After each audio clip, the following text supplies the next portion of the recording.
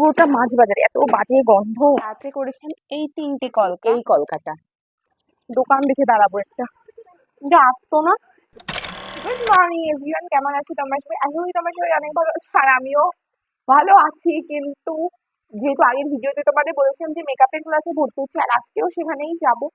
বাইরে এত বাজে ওয়েদার, বৃষ্টি হচ্ছে, প্রচন্ড বৃষ্টি হচ্ছে। আর সকাল থেকে ভোর থেকে বুঝতে পেরেছিলাম যে বৃষ্টি হবে, আর এখনো বৃষ্টি হচ্ছে, থামেনি। তো যাবো 9টা 13 অব্দি ট্রেন ধরতে পারবো। এখন বাজে 1:45 মতো।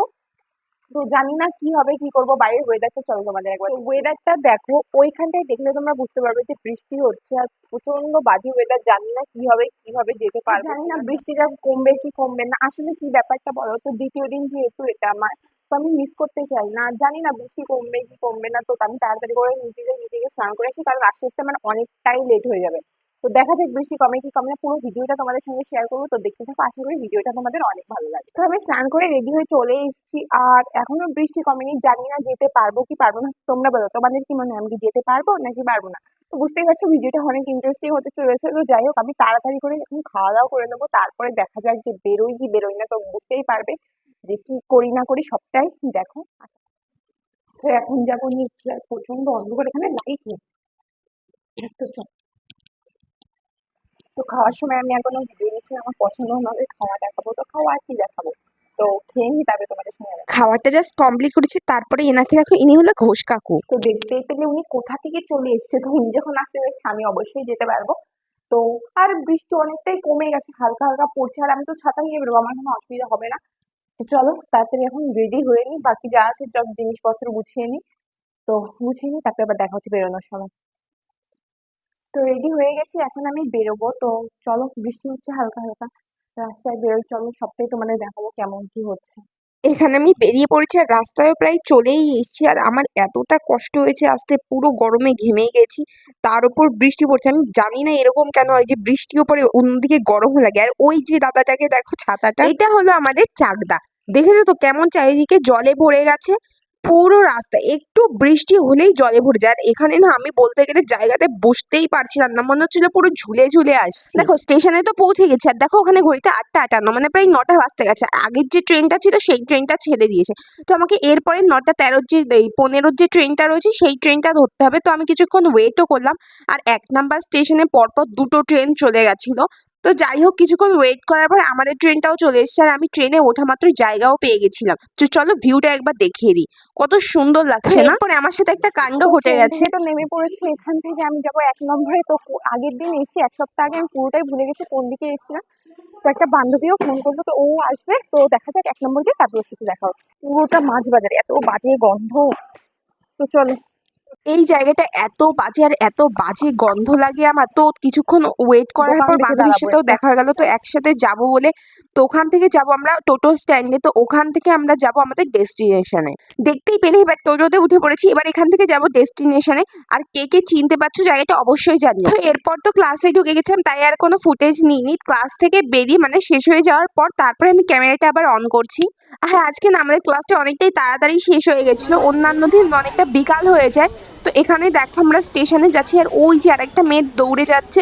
তো ওই ভেবেছে ওর ট্রেন চলে এসেছে, যার জন্য ওকে আমরা ছাড়তে যাচ্ছিলাম। আসলে কিছুক্ষণ পর বোঝা গেল না, ওটা ওর ট্রেন ছিল না। তো যাই হোক, ওখান থেকে আমরা এক জায়গায় বসলাম, যেহেতু আমাদের ট্রেনটা একটু লেট ছিল। তারপরে ওই জায়গাটায় দেখো, ওটা কি আমি ঠিক বুঝতে পারছিলাম না। প্রথমে আমি ভাবলাম যে মনসা পুজোর জন্য তারা বেরিয়েছে না কি। কিছুক্ষণ পর যখন আমি ত্রিশূলটা দেখলাম, আর পাশে একটা বান্ধবীও বলল এটা হলো শ্রাবণ মাসের শেষ সোমবার, তাই এখানে হয়তো পুজোর জন্য বেরিয়েছে। তো ওই দেখে যা আন্দাজ, আসলে আমি আগে পরে সেরকম ভাবে এইসব দেখিনি, তো তাই আর কি বুঝতে পারছিলাম না। তো কিছুক্ষণ ওয়েট করার পর আমাদের ট্রেনও চলে এসেছিলো। তো তারপর ট্রেনে উঠে আমি আমার মানে চাকদাতে নেমে গেছিলাম। তো ওখান থেকেই তারপর আমি ফুটেজটা নিয়েছি। তো এখানে দেখো আমি চাকদাতে নেমে গেছি। এখান থেকে আমার একটু খিদে পেয়ে গেছিলো, তাই প্রথমে ভাবছিলাম বাড়ি চলে যাবো, তারপরে আবার ঘুরে স্টেশনে গেছি। স্টেশন থেকে গিয়ে ফুচকা খেয়েছি। এখানে দেখতেই পাচ্ছ ফুচকা খেয়ে নিচ্ছিলাম। তো খাওয়া দাওয়া কমপ্লিট করে আমি গেছিলাম বাস স্ট্যান্ডে, আর বাস স্ট্যান্ডে গিয়ে দেখি প্রত্যেকটা বাস ওখানে রয়েছে। মানে অন্যান্য দিন এত বাস থাকে না, তো আমি ভাবলাম বাস চলছে না হয়তো। যাই হোক, ওখানে একটা কাকুর কাছে জিজ্ঞাসা করতে বললো যে আজকে বাস বন্ধ। তারপরে আমি বললাম যে কেন? তো বললো ভোট, জানি না এটা কিসের ভোট। যাই হোক, তারপর টোটো ধরে বাড়ি চলে গেছিলাম। তো আমি বাড়ি চলে এসেছি, এসে ফ্রেশ হয়েছি, আর প্রচন্ড টায়ার্ড লাগছে, আর শরীরও পারছে না। দেখে বুঝতেই পারছো যে মানে শরীরটাও খারাপ করছে প্রচন্ড। তো এখন আমি ভিডিওটাকে এন্ড করছি না, এখন আমি একটু রেস্ট নিই, তারপরে আমি আবার ভিডিওটা কন্টিনিউ করবো। তো আবারও ভিডিওটা অন করলাম, তো এতক্ষণ তো অনেক কিছুই করলাম, তো নিচে গেছিলাম, নিচে গিয়ে আমি খেয়ে দিয়ে চলে এসেছি। তো ভাবলাম কি যে বসে কি আর করবো, চলো ভিডিওটা কন্টিনিউ করি। আর যে আজকে ছিল আমাদের কলকার ক্লাস, তো ওগুলো যেগুলো আমাদের দেখিয়েছে তো সেগুলো ভাবলাম একটু প্র্যাকটিস করি, তো চলো সেগুলোই তোমাদের একটু দেখাই। তো আজকে আমাদের যেগুলো প্র্যাকটিস করিয়েছি সেগুলো একবার তোমাদের দেখাই। তো এই যে যেগুলো দেখতে পাচ্ছ যে কলকার বেসিক যে স্ট্রোক গুলো হয় না, সেগুলো আমাদের প্র্যাকটিস করিয়েছে। আর এর আগে আমি বাড়িতে বসে একা একা প্র্যাকটিস করেছিলাম যেগুলো, সেগুলো চলো একবার দেখাই। যদি আমি শর্টে দেখিয়েছি তো ব্রটেও দেখিয়ে দিই। প্রথম আমি যেগুলো করেছিলাম সেটা হচ্ছে এইগুলো, এটা আমি প্রথম দিন করেছিলাম এইগুলো খাতার পেছনে আর সাইডে আছে। তার পরের দিন করেছিলাম এটা, আর তারপরে যেগুলো করেছি চলো দেখাই। তারপরে করেছিলাম এই 3টে কলকা, আর তারপরে লাস্ট দিন করেছিলাম এই কলকাটা। তো এর মধ্যে কোন কলকাটা তোমাদের পছন্দ হলো অবশ্যই কমেন্ট করে জানিও। তো চলো যেগুলো আজকে করেছি সেগুলো এখন প্র্যাকটিস করি।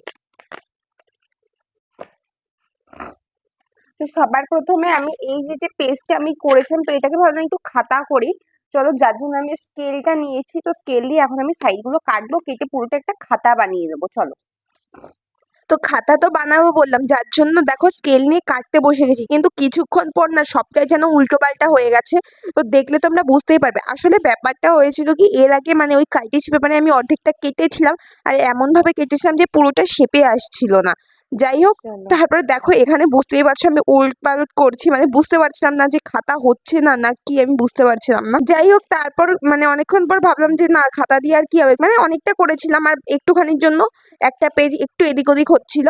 তো তারপর ভাবলাম কলকাই করি। আজকে অনেকটা জার্নি করে এসেছিলাম, তার ভালো লাগছিল না, তো যাই করছিলাম মনের জন্য মানে মন মতো ঠিক হচ্ছিল না। তারপর না অনেকক্ষণ পর যে কিছুক্ষণ ধরে কলকা করলাম, প্রথমে একটা কলকা করলাম সেটাও কমপ্লিট করি, তারপরে আরেকটা শুরু করলাম, যাই হোক সেটাও কমপ্লিট করি।